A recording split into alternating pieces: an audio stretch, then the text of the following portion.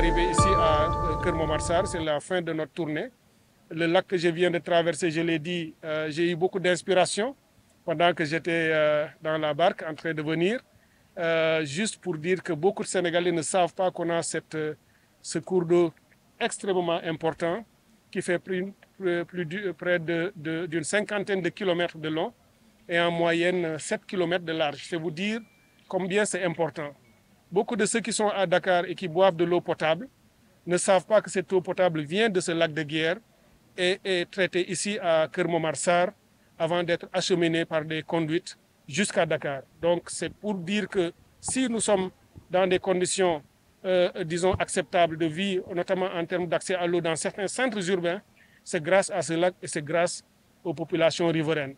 Cela m'amène à dire une chose qui me tient à cœur et c'est extrêmement important. C'est non seulement une instruction forte du président de la République, disons, un suivi permanent, quasi quotidien de M. le Premier ministre pour qu'on réalise cet objectif, c'est de faire en sorte que toutes les populations qui vivent autour du lac de Guiers ne soient plus laissées en rade.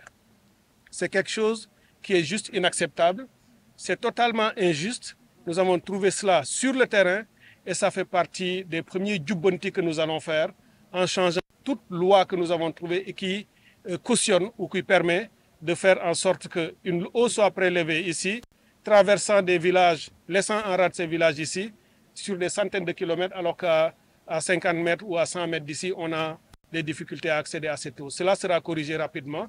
C'est une de nos surpriorités. Le président y tient particulièrement. Le reste, c'est juste la question technique, institutionnelle ou légale qu'on va aussi régler le plus rapidement possible.